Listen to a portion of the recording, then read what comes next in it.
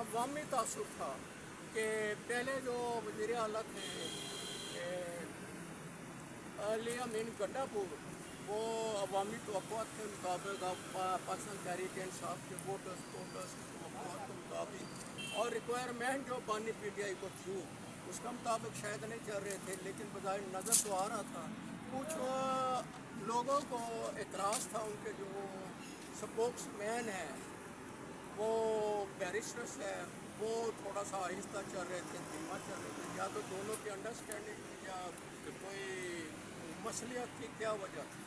तो अवाम की ख्वाहिश थी कि दोनों ही तब्दील हों। तो अली अमीन गंडापुर तो तब्दील हुए हैं। उसके बाद बैरिस्टर शेख के बारे में अवाम को जो तवक्कुआत है, उनकी जगह जो स्पोक्स मैन है पाकिस्तान तहरीक इंसाफ का, वो भी कोई ऐसा हो जो जानदार हो और जैसे ये इनको उनके मुताबिक अवाम के मुताबिक और ये मुबैना तौर पर ये जो PDM की पाकिस्तान में हुकूमत है शुरू से चल रही है, इमरान खान की हुकूमत को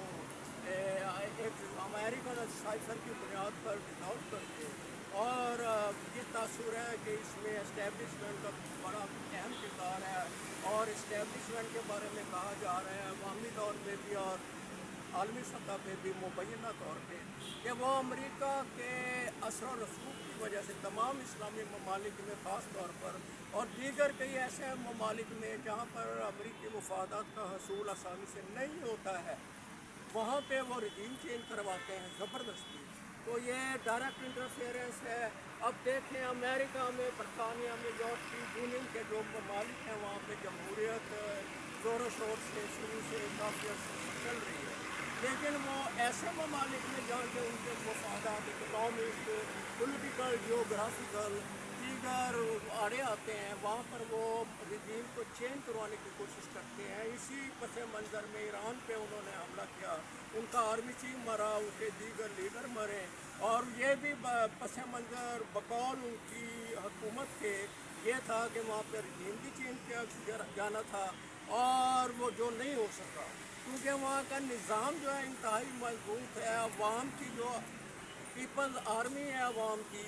और उसकी जो क़यादत है हुक्मरान वक्त के वहाँ पे है जो,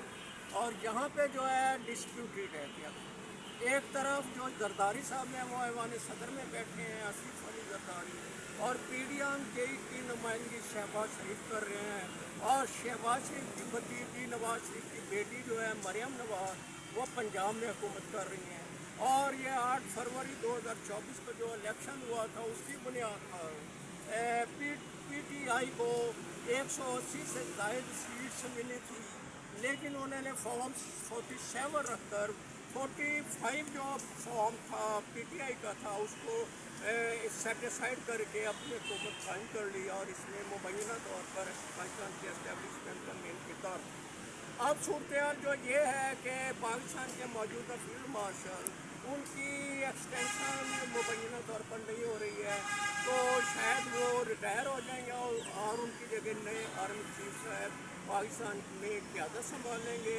आर्मी की, और उसके बाद सूरत क्या होगी दैट इज़ अनसर्टन। तो कहा जा रहा है अवामी तासुर है पाकिस्तान तहरीक इंसाफ के कई कारकुनों का के और क़यादत का भी और बानी का भी, शायद वो आने वाले जो हैं आर्मी चीफ वो इनसे नेगेटिव चलेंगे और पाकिस्तान में डेमोक्रेटिक सेटअप जो है उसको पॉजिटिविटी मिलेगी। लेकिन इसके बारे में भी बातें ऐसी हो रही हैं कि ये भी अनसर्टन की बात है कि शायद वही बात ना चलती रहे। लेकिन इस हवाले से अवाम में जो बेचैनी का अंसर पाया जाता है, अगर उसको देखा जाए, अवाम के तासुरात हासिल किए जाए, अवाम से पूछा जाए, तो अवाम की अक्सरियत ये कहती है कि पाकिस्तान तहरीक इंसाफ के हवाले से जो खैबर पख्तूनख्वा में नई क़यादत जलवा फरोज हुई है, उसको चाहिए कि खैबर पख्तूनख्वा से एक लॉन्ग मार्च का आगाज़ करें जो देर तक चले, और उसका पड़ाव KP से निकल के मुख्तलिफ रास्तों से पंजाब में हो, क्योंकि पंजाब में 12 करोड़ से ज़ायद अवाम की जो तादाद है, उस हवाले से तारीख हिस्टोरिक पॉइंट ऑफ व्यू से भी देखा जाए तो کئی تحریکیں جو ہیں وہ پنجاب سے شروع ہو کر ملکی سطح پر وہ ان کو تربیت ملی، کامیابی، تو یہاں پہ وہ داخل ہیں ان کے مطابق، عوام کے مطابق، ووٹرز کے مطابق، اور یہاں پہ دیر تک پڑاؤ ڈالیں، جیسے پرانے وقتوں میں طویل پڑاؤ ڈالا جاتا تھا، اور اس کو پرامن رکھیں، تمام پاکستان کو پھر یہ جگہ بعد دیگرے بند کیا جائے، اور جو پاکستان تحریک انصاف کی حکومت اور پاکستان تحریک انصاف کا الیکشن سمبل سابق چیف جسٹس قاضی فائز حسین نے مبینہ طور پر چھینا تھا، in spite of that high court کے فیصلے پی ٹی آئی کے حق میں تھے، لیکن انہوں نے ان کو سیٹ کیا اور الیکشن سمبل بھی پھٹتا، الیکشن سمبل بھی چھینا۔ عوامی طور پہ عالمی سطح پہ مبینہ طور پہ کہا جا رہا ہے کہ وہ لندن میں، کیونکہ قیام پذیر تھے اور لندن میں ان کا آنا جانا تھا، اور لندن میں نواز شریف، شہباز شریف اور اسحاق ڈار دیگر کے پڑاؤ تھے، اور اس سے پہلے وہ پاکستان میں ان کی جو قیادت تھی انہوں نے لندن کے دورے کرنے شروع کر دیے، اور کئی دیگر پارٹیوں کے لیڈرز کو بھی پیغام اپنے ساتھ ملا کر انہوں نے امریکہ سے بھی گیم کر کے اور سابق جنرل قمر جاوید باجوہ سے ڈیل کر کے پاکستان میں یہ رجیم چینج کروایا۔ اس حوالے سے اگر دیکھا جائے تو پی ٹی آئی کے لیے یہ بہت بڑی ایک مشکل موڑ ہے۔ پی ٹی آئی کو اب اقتدار چاہیے، ان کی پارٹی پہ مختلف حوالوں سے قدغن لگائی جا رہی ہیں۔ پاکستان الیکشن کمیشن نے یہ حال ہی میں ان کی پارٹی کے جتنے ممبران ہیں ان کو آزاد قرار دے دیا، اور یہ جو ہے یک طرفہ جو ایک صورتحال چل رہی ہے، پاکستان تحریک انصاف کی قیادت بھی، پاکستان تحریک انصاف کے ووٹر بھی اس سے انتہائی نالا ہیں اور گھبرائے نہیں ہوئے ہیں، لیکن ان کے حوالے سے وہ چاہتے ہیں کہ اس چیز کا سدباب ہو، اور پاکستان جو کہ ڈاکٹر علامہ محمد اقبال رحمۃ اللہ علیہ نے خطبہ الہ آباد میں جس کا ایک نقشہ پیش کیا تھا اپنے خطبہ میں، اور 23 مارچ 1940 کو لاہور منڈو پر جو یادگار پاکستان کے حوالے سے معروف ہے، وہاں پر قائد اعظم رحمۃ اللہ علیہ کی قیادت میں تحریک پاکستان کو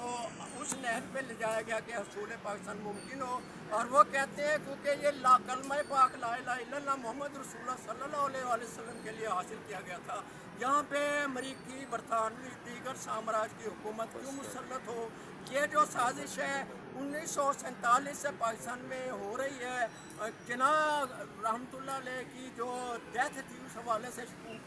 محترمہ فاطمہ جناح، پھر ذوالفقار علی بھٹو شہید، ان کے 2 بیٹے مرتضیٰ بھٹو، شاہنواز بھٹو اور محترمہ بینظیر بھٹو کو شہید کیا گیا، کیونکہ انہوں نے ایٹمی طاقت کو رول بیک کرنے سے انکار کر دیا تھا، اور بھٹو نے ایٹمی پلانٹ لگایا تھا اور ڈاکٹر عبدالقدیر خان کو بلا کے ایٹمی طاقت بنایا تھا۔ اصل قربانی ان کی ہے، بقول ان کے کہ محترمہ بینظیر بھٹو نے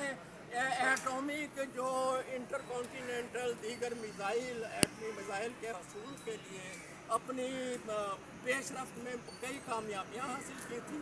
اسی لیے پاکستان پر آج کوئی بیرونی طاقت حملہ کرنے کے لیے حملہ کرنے میں کامیاب نہیں ہو سکتی، اور حال ہی میں آپ نے دیکھ بھی لیا بھارت کو اس کی جارحیت کا منہ توڑ جواب ملا، لیکن عوام کہتے ہیں کہ یہ تمام طاقت ان کے عوام، ان کے بجلی گیس کے ٹیکسیز، پیٹرول، دیگر جو مہنگائی کی گئی ہے اس سے حاصل شدہ جو اماؤنٹ ہے، بجٹ ہے، اس بنیاد پر یہ پاکستان سپر طاقت بنا ہے، اور اس میں شہداء جمہوریت کا کردار ہے، سانحہ کارساز کے شہداء کا کردار ہے، 26 کے شہداء کا کردار ہے، اور عمران خان کے لانگ مارچ کا کردار ہے، اور عمران خان جو قیدی نمبر 804 بنا ہوا ہے اڈیالہ جیل میں، عوام کے لیے کسی بھی کمپرومائز نیگیٹو پہلو کو تسلیم کیے بغیر اس کامیابی کے حصول کے لیے تگ و دو کر رہا ہے، یہ اس کا کردار ہے۔ تو پاکستان میں جمہوریت ہونی چاہیے، عوام چاہتے ہیں جے پی میں جو قیادت تبدیل ہوئی ہے اس حوالے سے اب کوئی ایسی پیش رفت ہو کہ کامیابی نظر آئے۔ میں آخر میں اپنی غزل کا ایک شعر پڑھ کے آپ سے اجازت چاہوں گا۔ حقیقتوں کی تلاش میں تم صداقتوں کو سنبھال رکھنا، کسی کا بھی دل دکھے نہ لوگو، ہر دم تم یہ خیال رکھنا۔ بہت شکریہ۔